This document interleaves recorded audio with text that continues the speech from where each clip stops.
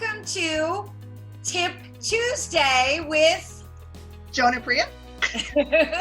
We haven't figured out how we're going to say it yet. We had our Follow Me Friday. Welcome to Follow Me Friday with Joan and Priya. And now we're changing it up for Tuesday. So welcome to Tip Tuesday with Joan and Priya. Hey! Hey! Thank you all for tuning in today. We are so excited today. We are talking all about saying heck yes. Heck yes! Calendar Queen. And the Calendar Queen you can see right now in the gorgeous blue shirt. Mm-hmm. And the Calendar Queen is our very special guest, Nancy Snell. And Priya is going to talk about her bio. We love Nancy. So Nancy Snell is a certified professional business coach, adult ADHD guru. Nancy Snell has been an adult ADHD business coach for the past 2 decades, often referred to as an efficiency expert. We all need that right now. She has a gift and passion for helping her clients simplify what often feels impossible, like incessant overwhelm and distraction, and how to implement great time self-management strategies for focusing, planning, and executing everything that must get done. So we're so excited to have Nancy here today. She has some fabulous tips for all of us. So the floor is all yours, Nancy. Right. Thanks. I'm so excited to be here with you guys. And, you're just doing a great job with this whole program. So thank you for honoring me. It's brand new. Yeah. We're not. Yeah. So, we're all in an altered universe right now. Yes, we are. So we have, up to now, we're all busy. Everybody's too busy. And now we have too much time on our hands. And how to stay focused. Not all of us. Well, okay, many of us all of a sudden have all this, I'm going to say, unstructured time on our hands. That's the right? best. That's better. I think that's better that we have, and it's kind of like everything went upside down. So now what can we do? So there are a few tips that I have, just simple, easy. Number one, and actually my husband did this with me last week. Who even knows what the day is? But anyway, exactly. He said, he asked me in the morning, what is the one thing that you want to accomplish today? So that's the first tip, is to wake up and ask myself, what's the one thing that I want to accomplish? I'm all about baby steps. So it doesn't mean that I'm only going to do one thing, but it's a great anchor. It's a great starting point. What's one thing that I totally want to accomplish? And very often that is, very often we have a lot of things that we want to accomplish. Yeah. So it's not just one thing. So after I do that one thing, then think of the next thing, okay? The one thing might be, look at my list today. That might be one thing that I'm just running around and I haven't even sat still. Another thing is, and this is easier said than done, let's not let go of all the old great habits and the great habits we have in place. Let's try to maintain them now during this period. Why? I know for me, it's way harder to get back on track. And we've worked really hard to put some of these habits in place. It could be around eating, it could be around exercising, it could be around posting us on social media, whatever it is, it's way harder to get back on track once I let all that go. Now to my favorite. It's about the calendar. Don't let your calendar go, meaning, or your planner, or whatever it is that personal mechanism of yours that allows you to manage your days. It's a compass for your days. Even if it's do the laundry, it needs a time slot on your calendar to do it. And I know that Joni and Priya know I am a fanatic about the calendar, AKA that's why now I'm branding myself as the calendar queen. Yes. Why? Because I've seen such changes and transformation in people when they get this whole concept that my calendar is my best friend. Why? Because everything I need to do on this planet literally needs a time slot on a calendar to do it. My to-do list is great. Lists are essential. Putting and plotting on the calendar is life-changing. So Interesting you said that, because I realize now the things I don't put on it, I forget, or they just don't get done. Mm-hmm. precisely. And I'm sure you're not alone, Joni, in that, that it's again, a simple concept, not easy to get in place on a daily ritualistic basis, that, every single thing I do needs a time slot on the calendar to do it in. Yeah. Hello. And even the stuff that say it's not work, like career work, just to block off that time so you can focus on other things. Yeah, because funny. it's one life. We have one life, and the calendar, it comprises everything: personal, professional, everything. I have left the personal out, and it's so true, Priya. That was a great point, because I have chopped meat in my refrigerator, and I have been trying to figure out when I'm going to make meatballs and sauce. And I love it. we talked to Kathy recently, Kathy Guterman. We talked to Kathy about helping others as part of what we're doing right now. And I've been helping make meals for people in the building, but I'm not calendaring when I'm doing it, and it's not getting done. I still have chopped meat waiting for meatballs. Mm-hmm. I mean, that's a tagline, Joan, right there. I mean, waiting for meatballs could be a whole series. My Good. friend Mitch in the building is going, "Where's my meatballs, Joni?" But you bring up something that's so critical about that we don't always think about the fact that it needs, because time is a commodity. Mm-hmm. It's finite, and I need to know what I'm doing with my time. Now, I'm going to confess, over these, since we've been quarantined here, calendar queen here has been off her calendar. And I have to say, I'm always, in fact, my sister yelled at me the other day. She said, "Oh, if I would never remind you, you have your list and your calendar." Anyway, the point is that I do, and I haven't. And so I'm feeling so out of sorts.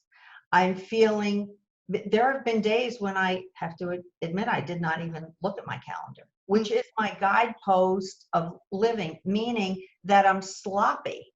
Yeah. I'm not crisp. And it's like you can't hit the bullseye if you don't know where the bullseye is. Well, I don't think you're sloppy, because I think just like Kathy, referring back to Kathy again, we got to forgive ourselves right now. I'm a mom. I have 3 kids. I have a husband at home. We're all together in this space. Everybody has needs, and I can't be just on my work all the time, and then I want my own personal space. It's not what I mean? It's everything. So we got to forgive ourselves for not, it's not being sloppy, I think. I think it's just forgiving ourselves for not. Yeah, I guess maybe I should have said, for me, I'm feeling kind of slothful. Maybe that's a better word. Like, not in a way that doesn't feel great. And believe me, I have given myself permission to just let it all go. And, ultimately, so now that maybe,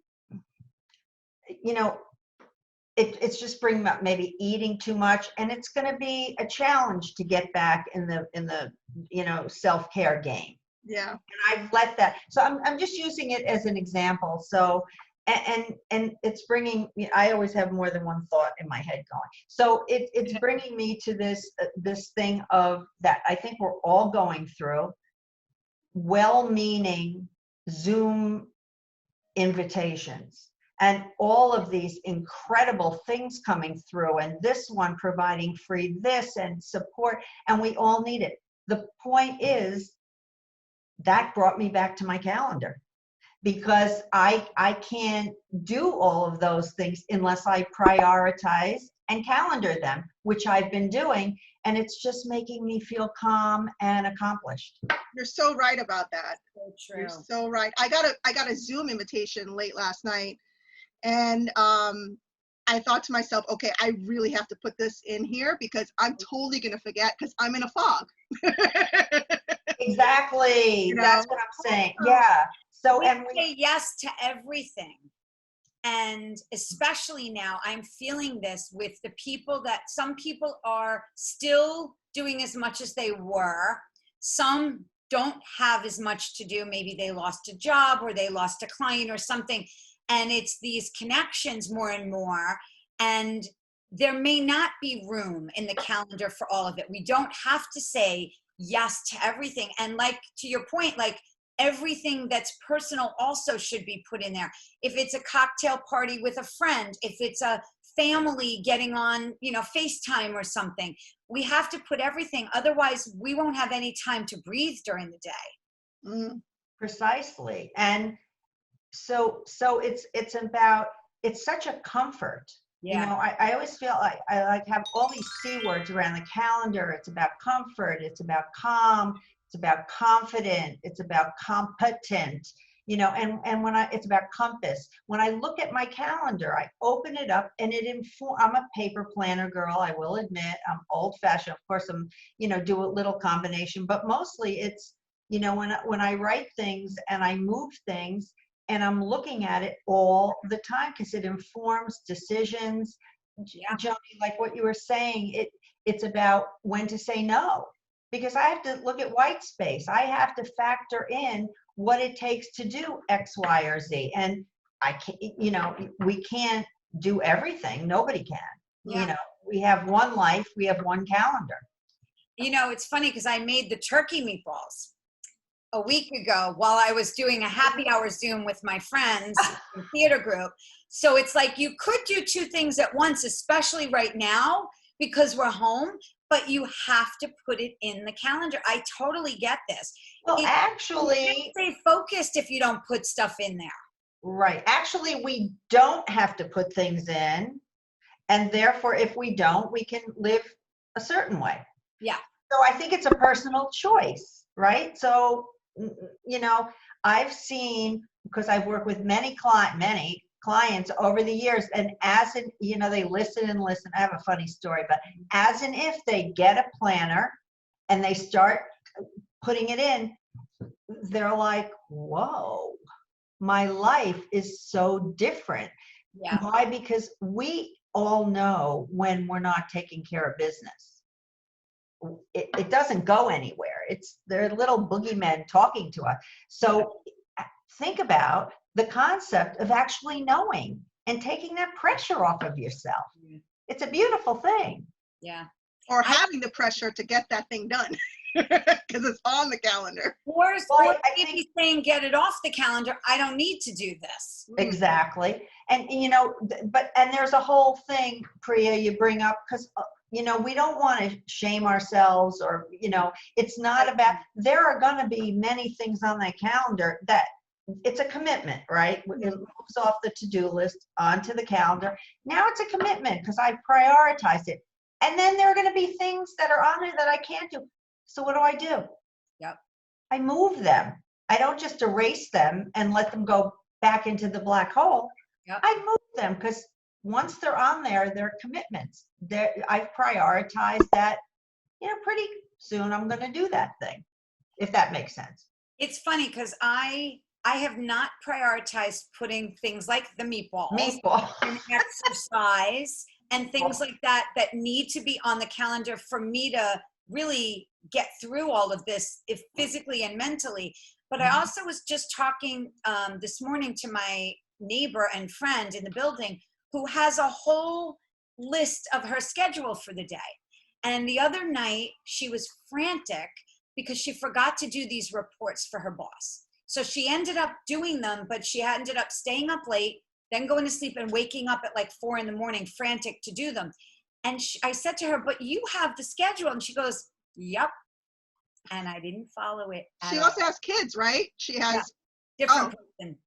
Oh. Different person. She's single. So it's like you have to follow what you put, right? Yeah. So you're bringing up a major point, Joni, because it's a stumbling block that's why I mentioned before, if I don't get to do it, well, first of all, I have to look at it. Yeah, I have to look at my calendar. It's not like I have one, but I haven't looked at it all week. Yeah, like what's this? So if you have a perfect schedule and you can't get to everything for a myriad of reasons, you just move it and then you feel complete. Yeah. It's about feeling complete at the end of any given day. Yeah. Not frantic. Yeah. Not distracted. Letting go. Well, I've been using a technique that you taught me long time ago, Nancy, about starting out the day with brain dumping and making your list. And making sure, though, that whatever is on that list actually lives somewhere in your calendar. Mm-hmm. Can you talk a little bit about that? Yeah, I mean, so I think that's exactly what you said, and thank you for acknowledging that's something that we talked about is helpful. So yeah, we make our lists, or we do. I like to call brain dump. At the beginning of any given day, if you're feeling overwhelmed or scattered or frantic, that's a signal to stop and think, right? And take a piece of paper, pencil, just stop and write down in no given order every single thing that's on your brain. And it's so comforting to do that. And then you can actually, as you break that down, that list, you're asking yourself, okay, what do I need to do that? If it's a chore and a job and cumbersome, we're probably not going to do it. Yeah, I hear you. For me, it's been, especially during this right now, cleaning and doing laundry are two things I do every single day. It's the only thing that I feel like I really, truly have control over. Everything gets bleached every day, no matter what. And listen, I live in one room, so it's not that hard to do. Mm-hmm. And everything I'm wearing, constantly I'm washing sheets and towels. And I'm just like, I'm afraid to touch anything without washing it constantly. Oh, man. Yeah. I still have my pile of laundry. You want to come do my laundry? Yeah, but I'm in the middle of Manhattan. If I go in the hallway, it's like I'm around people all the time. I know, Priya, we need to get your laundry calendared.